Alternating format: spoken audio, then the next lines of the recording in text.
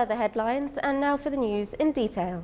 His Majesty Sultan Qaboos sent a cable of greetings to His Excellency President Nicolae Timofti of Moldova on his country's independence anniversary. With the Sultanate's participation as a guest of honor, activities of the third edition of Jordan Festival for Arab Media were concluded in Amman. As part of the associated events for the Sultanate's participation, the Omani night was held in the presence of His Excellency Dr. Abdul Mun'im bin Mansour Al-Ahsani, Minister of Information, head of the Sultanate's delegation taking part at the festival. While addressing the gathering, His Excellency, the Minister of Information, said that the Sultanate's media is characterized by being responsible and aim-focused. He added that it is also based on reliability, objectivity, neutrality, and keeping pace with modern development. The minister then honored several prominent Jordanian media personalities. At the conclusion of the festival, winners of Al-Quds Al-Sharif radio and TV competitions were unveiled.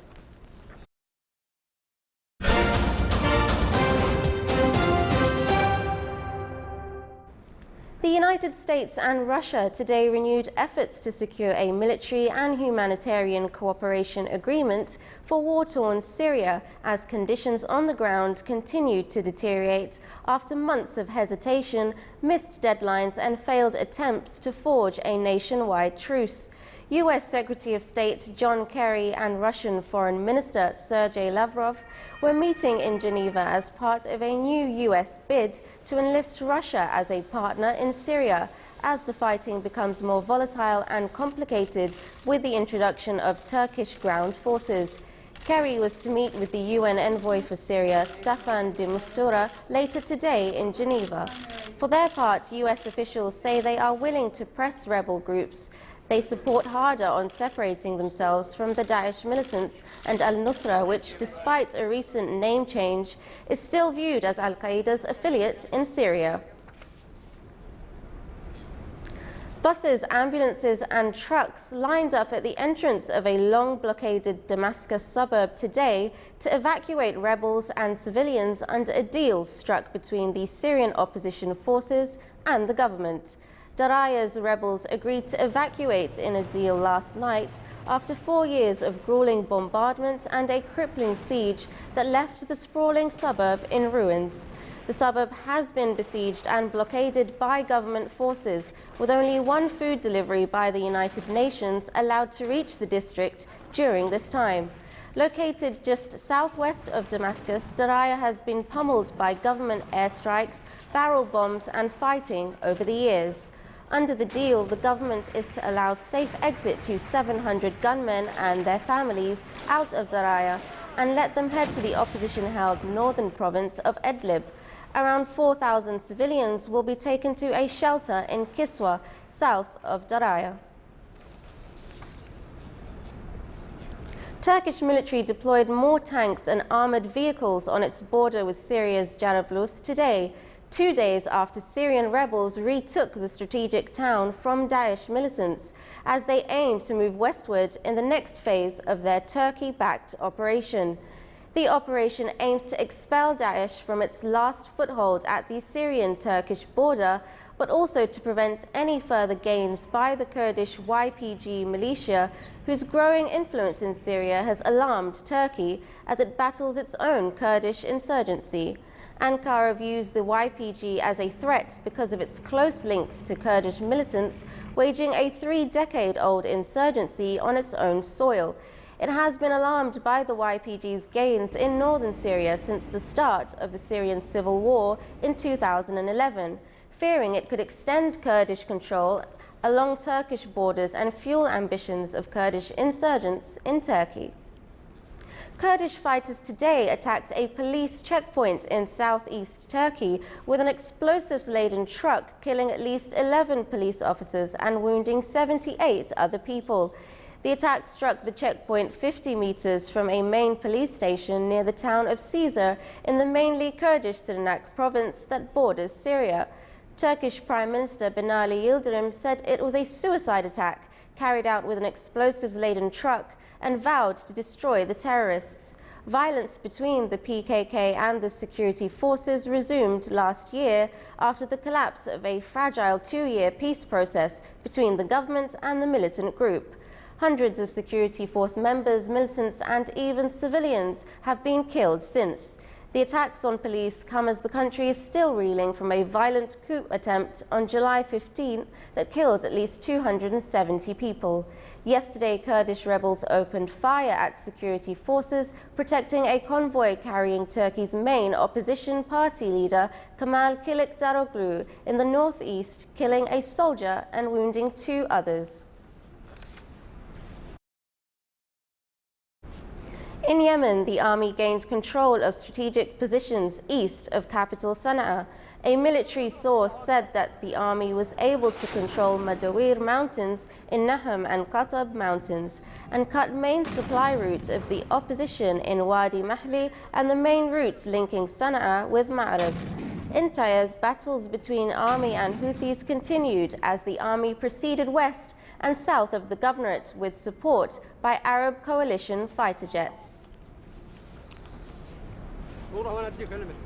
Fire brigade officers today helped residents try and retrieve some essential belongings from their destroyed homes after Wednesday's magnitude 6.2 earthquake ripped through central Italy. The number of people killed in the quake rose to 267 today as rescue workers pulled more bodies from mounds of debris and families prepared to hold the first funerals. Nearly 400 people were being treated for injuries in hospitals and about 40 of them were in critical condition. Some 928 aftershocks have hit the area around Amatrice and the nearby towns. Nearly 60 of them struck since midnight. Yesterday afternoon, a violent aftershock measuring magnitude 4.3 sent rescuers fleeing from debris and stones that fell from the severely damaged bell tower of the 15th century church of St. Augustine in Amatrice. Hardly a single building was left unscathed in Amatrice. It was last year voted one of the most beautiful old towns in Italy and is famous for its local cuisine. Still to come in our news bulletin. Experts weigh in as the sun's nearest neighbor has an Earth-like world.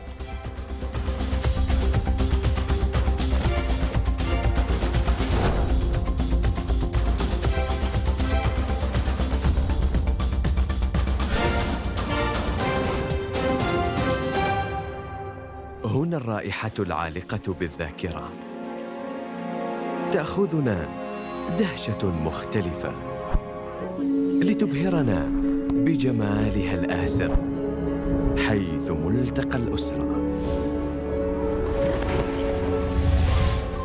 امنح نفسك شغف التجربة فهنا حكاية الجمال لا تنتهي. مهرجان صلالة السياحي 2016 من 15 من يوليو إلى 31 من أغسطس. عمان، المحبة والوئام.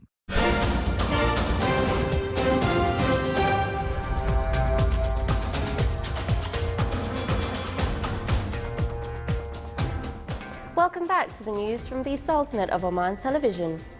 The Omani Women's Association in the Walaya of Al-Awabi in the Governorate of South Batana held a family products exhibition with the aim to acquaint the society with various products and handicrafts made by the Omani women, as well as improve their income means. The Omani Women's Association played a great role to support and encourage the women through training opportunities, as well as providing appropriate places for them to showcase their products. The exhibition included different products, namely traditional clothes, incenses, jewellery, palm tree products, natural herbs and others. Such exhibitions are considered a great motivation for the productive families to show their capabilities in crafts field and related industries. To highlight the characteristics of the Omani arts, the Sultanate participated in the international project entitled Image of the World. The artists in the Governorate of Brahmi took part in the event by drawing and painting different artistic works derived from the Omani environment, heritage and culture. The Omani Society for Fine Arts, OSFA, through such event aims to collect a large number of artistic works, as around 140 of them will be on their way from the Sultanate to the Benetton Museum in Italy. The event also focuses on bringing together the Omani paintings executed at OSFA with similar works from different countries of the world and present them in one art gallery under one roof, hosted by one of the global cities. Such events also shed light on the role of arts to bring world nations closer.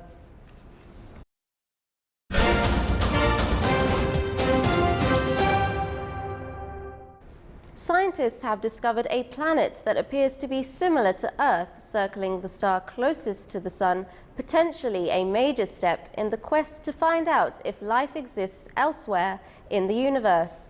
The relative proximity of the planet, known as Proxima B, gives scientists a better chance to eventually capture an image of it to help them establish whether it has an atmosphere and water which is believed to be necessary for life. The planet, located about 4.2 light years from Earth, or 40 trillion kilometers, is the closest of some 3,500 planets that have been discovered beyond the solar system since 1995.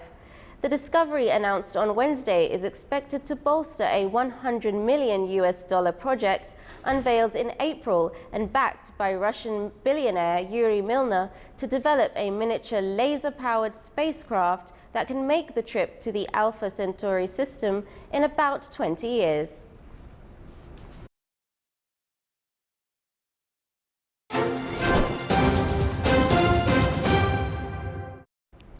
And now for the general weather forecast around the Sultanate. Cloudy skies will prevail over the coastal areas of the Governorate of Dhofar and its nearby mountains, with intermittent drizzle. Rest of the Sultanate will have clear skies with cloud accumulation and scattered rainfall over the Hajar Mountains. Low clouds and fog late at night and early morning are expected over most of the coastal areas. Winds will be north to northeasterly light to moderate over the coasts of Sea of Oman, while on the coastal areas of the Arabian Sea, it will be southwesterly moderate to active. Seas will be rough along the coasts of the Arabian Sea with a maximum wave height of 3.5 meters and slight along the rest of the coasts with a maximum wave height of 1.25 meters.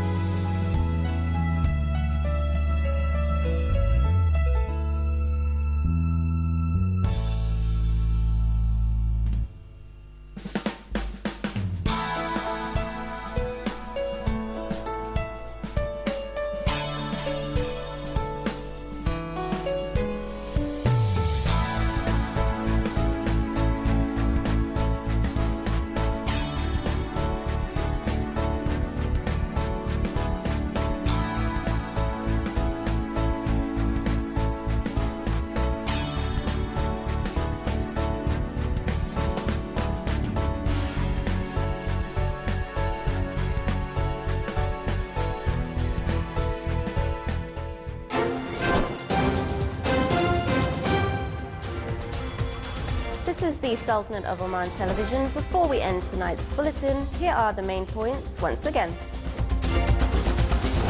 With the Sultanate's participation as guest of honor, the third Arab Media Festival concludes its activities in Jordan.